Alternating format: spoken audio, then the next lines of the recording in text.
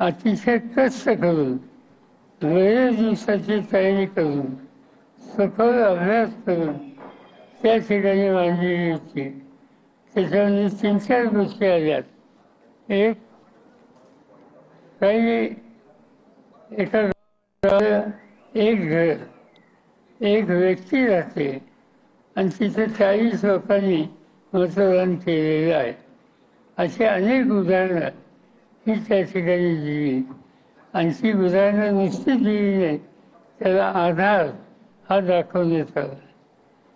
आज निवडणूक आयोगानं त्याच्यात लक्ष घालायचं ठरवले दिसतंय, पण त्यांनी राहुल गांधींना निमंत्रण दिलं आणि ते निमंत्रण देत असताना त्यांनी एक ॲफिडेव्हिट द्यावं अशा प्रकारची अपेक्षा केली. निवडणूक आयोग ही स्वतंत्र संस्था आहे. जे काही राहुल गांधींनी सांगितलं की पार्लमेंटमध्ये सदस्य होताना ही शपथ घेतलेली आहे, त्याच्या वेगळी शपथ घ्यायची गरज नाही आणि हा आग्रह इलेक्शन कमिशन करत आहे ही गोष्ट योग्य नाही असं माझ्या सरकारचं मत.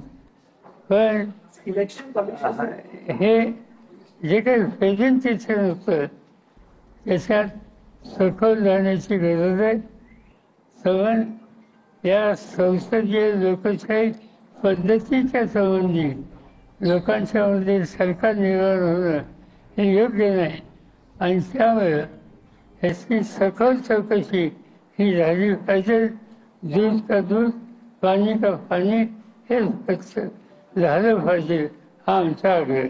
मुख्यमंत्री म्हणाले या संदर्भामध्ये घोळ असू शकतो पण घोळ असू शकतो पण घोळाला अशा पद्धतीने चोरी म्हणणं हे चुकीचं आहे. मतदार याद्यांमध्ये घोळ असू शकतो असं मुख्यमंत्री म्हणाले, पण त्याला चोरी म्हणणं हे सलीम जावेदची स्क्रिप्ट आहे. माझं म्हणणं फक्त एकच आहे, आक्षेप कुणाबद्दल आहे? आक्षेप मुख्यमंत्र्यांच्याबद्दल कोणी घेतला? आक्षेप घेतला आहे तर निवडणूक आयोगाचा.